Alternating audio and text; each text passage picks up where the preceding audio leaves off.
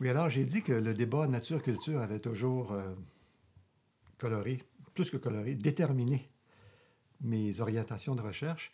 Et récemment, j'ai, en fait, on pourrait dire délaissé, ce n'est que temporaire, mais délaissé l'étude de la pertinence des primates pour comprendre l'être humain. Et j'ai abordé un sujet où j'ai pas vraiment besoin des primates pour comprendre l'être humain. J'ai plus besoin des notions d'une autre discipline qui s'appelle la psychologie évolutionniste et de l'anthropologie culturelle.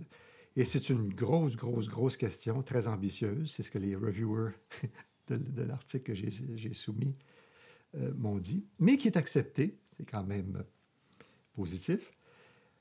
C'est une grosse question parce que la question est la suivante. D'un côté, on aurait la nature humaine qui est constituée de, appelons ça pour simplifier, de constantes biologiques.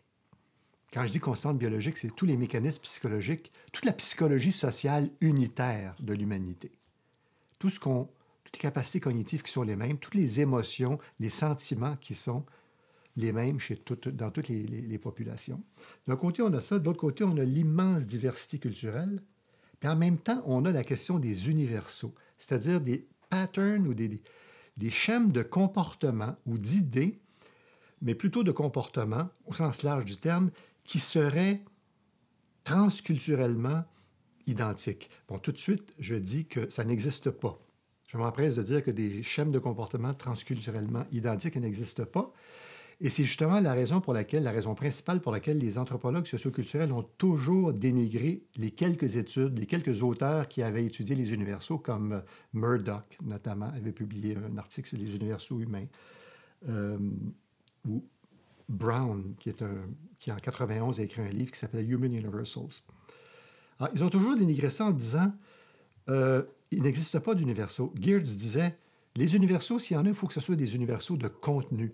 Or, il n'y a pas un peuple qui fait la même chose, qui fait une chose de la même façon partout. C'est-à-dire, il n'y a pas une chose qui est faite de la même façon dans tous les peuples.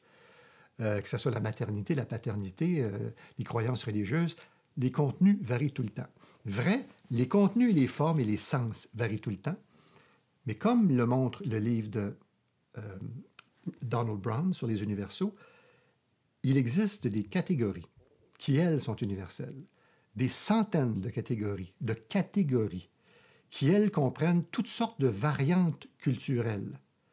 Mais les catégories elles-mêmes sont universelles. Par exemple, qu'il existe la division sexuelle des tâches est une catégorie qui prend mille et une formes, mais la division sexuelle des tâches, c'est-à-dire la division liée au genre dans les tâches, existe. Les groupes de parenté existent, les rituels existent, les rites de passage existent. Il y en a au moins 400 dans son livre. Et on est certainement rendu aujourd'hui à 500, 600, si ce n'est pas 700. Évidemment, il y a aussi des constantes psychologiques dont il parle. Il n'y a pas seulement des universaux comportementaux. Donc, la question est la suivante, c'est pour ça que je vous dis qu'elle est ambitieuse, c'est comment peut-on partir de la nature humaine pour rendre compte à la fois des universaux transculturels et de la diversité culturelle? Quelles sont les étapes, quels sont les mécanismes intermédiaires impliqués dans la production des universaux et de la variabilité culturelle à partir d'un ensemble de constantes biologiques? C'est une grosse question, parce que dans le fond, c'est comment peut-on articuler l'unité à la diversité? Et c'est une question que Lévi-Strauss posait et qui était, je pense, sa grande question. C'était comment réconcilier la pluralité des formes culturelles à l'unité psychique humaine. Puis s'il y a un champion de l'unité psychique humaine, c'est bien Lévi-Strauss, pour qui l'unité psychique organisait la variabilité culturelle. Alors évidemment, je ne suis pas structuraliste, je ne pars pas des mêmes prémices, je pars de prémices évolutionnistes. Donc, le modèle que je propose est fondé sur la notion dont je parlais tout à l'heure d'adaptation psychologique. Les fameuses adaptations psychologiques, c'est-à-dire ces espèces d'organes mentaux qui nous permettent de satisfaire des besoins, comme atteindre un statut ou coopérer, et ainsi de suite, ou éviter l'inceste. Alors, la question plus précise, c'est comment une adaptation, quelle est la nature des universaux ou de la variation que pourrait produire une adaptation psychologique? Jamais ça n'avait été, c'est-à-dire qu'il y a des modèles, les gens qui ont conçu cette notion d'adaptation psychologique vont dire, oui, on s'attend à ce que, disons, l'adaptation de status attainment, l'atteinte du statut, la quête de statut, génère des grands universaux. Mais lesquels? C'est pas clair. Bon, il va y avoir rivalité pour le statut. Il va y avoir quoi exactement? Ou encore, je prends une toute autre adaptation, celle qui régulerait le contrôle de la fidélité des partenaires sexuels. La jalousie sexuelle chez la femme et la jalousie sexuelle chez l'homme sont tout aussi importantes et intenses, pour des raisons différentes, peut-être. Là, c'est une question de théorie. Mais quelle sorte, si on a une adaptation qui régit, qui régule le contrôle de la fidélité, quels vont être les universaux produits par ça et quelles vont être les formes de variabilité produites par cela? Alors, le modèle que je présente est une espèce de modèle pyramidal qui part du principe que toute adaptation psychologique, comme par exemple la quête de statut, comporterait un certain nombre de ce que j'appelle des motifs ou des objectifs systémiques, c'est-à-dire des objectifs qui forment un système. Par exemple, si on veut acquérir un statut, il faut d'abord monitorer son propre statut par rapport à celui des autres. Il faut avoir la volonté de grimper en statut quand l'opportunité se présente. Il faut devoir être capable de signaler son statut. Et il faut être capable aussi d'acquérir les compétences requises pour avoir un statut de compétence, par définition. Il y aurait 4 objectifs systémiques qui, eux, produiraient dans différents contextes, et là, je simplifie énormément, mais qui, eux, produiraient dans certains contextes ce que j'appelle des propensions sociales universelles. Dans le cas de la quête du statut, mon modèle aboutit à un minimum de 37 propensions sociales universelles. Il y en a peut-être 50, 55, il reste à les découvrir. Mais l'idée, c'est que chacun des motifs, quand je disais motif, c'est par exemple signaler son statut. Signaler son statut, quand un chasseur revient de la chasse chez les cueilleurs-chasseurs, puis il veut signaler son statut. Il peut évidemment le signaler en portant sa proie. C'est une façon de signaler le statut. Il peut aussi, dans une autre société, on peut signaler signaler un statut en portant une reconnaissance comme une médaille ou un corrélat social de ce statut. Il y a mille et une façons de signaler son statut. Il y a mille et une façons de surclasser un adversaire, mais il y a toujours des catégories qui existent, des catégories qui sont surclassées, signalées. Alors, l'idée, c'est que un motif ou un objectif qui a accès à l'ensemble des capacités cognitives humaines va produire un certain nombre de propensions sociales universelles. Je répète, 37 dans le cas du statut, 16 dans le cas du contrôle de la fertilité, de la fidélité, pardon. Et le lien avec la culture est le suivant, c'est que chacune de ces propensions, comme signaler le statut dans certains contextes, donnerait lieu à un nombre quantitativement infini de formes culturelles pour y arriver. C'est-à-dire que nous avons tous les mêmes propensions. Chaque propension est à l'origine d'une catégorie que j'appelle culturellement polymorphique de formes pour atteindre le statut. Par exemple, disons que la propension est d'imiter un expert. On voit que les jeunes aiment imiter les experts. Ils peuvent imiter leur façon de parler, leur façon de s'habiller, évidemment leur discours, leurs attitudes générales, leur façon de marcher. Il y a toutes sortes de façons possibles culturelles et qui varient selon les cultures d'imiter un expert. Il y a différentes façons qui permettent d'empêcher ou essayer de prévenir l'infidélité d'une partenaire ou d'un partenaire sexuel.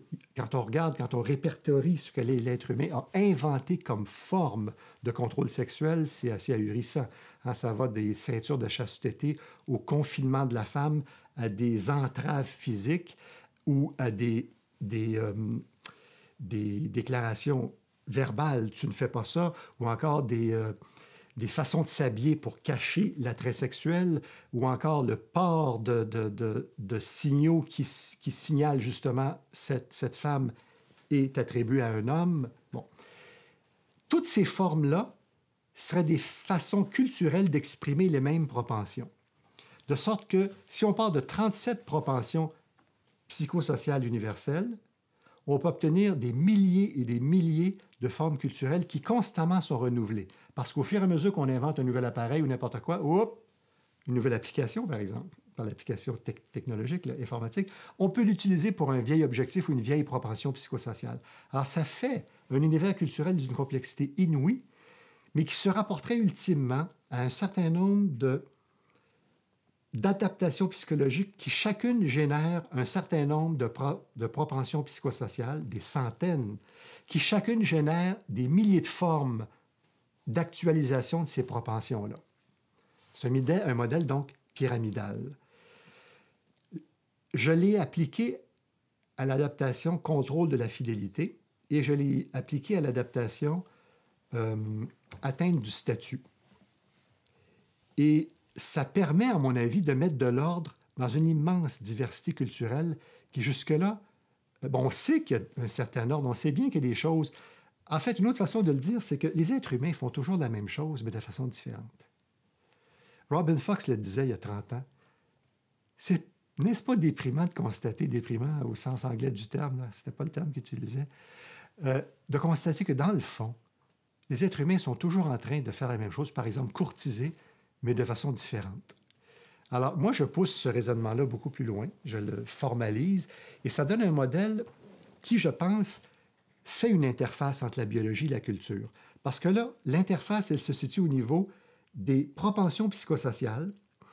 Et j'ai oublié de dire quelque chose d'important justement sur les propensions, j'y arrive.